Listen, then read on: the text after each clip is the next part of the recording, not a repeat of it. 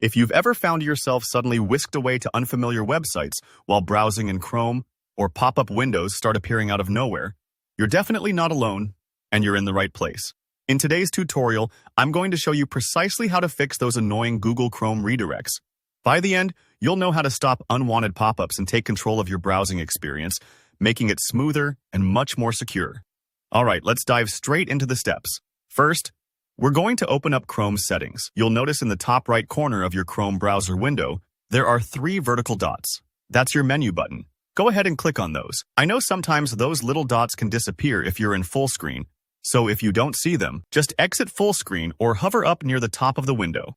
Once you've clicked the menu, select the option that says Settings. This opens up a new tab dedicated to all of Chrome's controls. Now, don't let all the choices intimidate you. We'll walk through it step by step. Next, take a look at the menu on the left-hand side of the settings screen and click on Privacy and Security. This is where Chrome stores all the controls for your information and safe browsing habits. You're essentially stepping into the security cockpit for your browser. Navigating here matters because this is where you decide what websites can and can't do while you surf the web.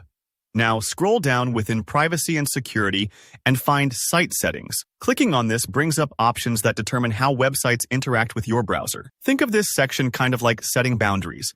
You tell sites what's okay and what isn't. Keep scrolling until you reach the Content section. Here, you're looking for the option called Pop-ups and Redirects. If you don't immediately see it, just take your time.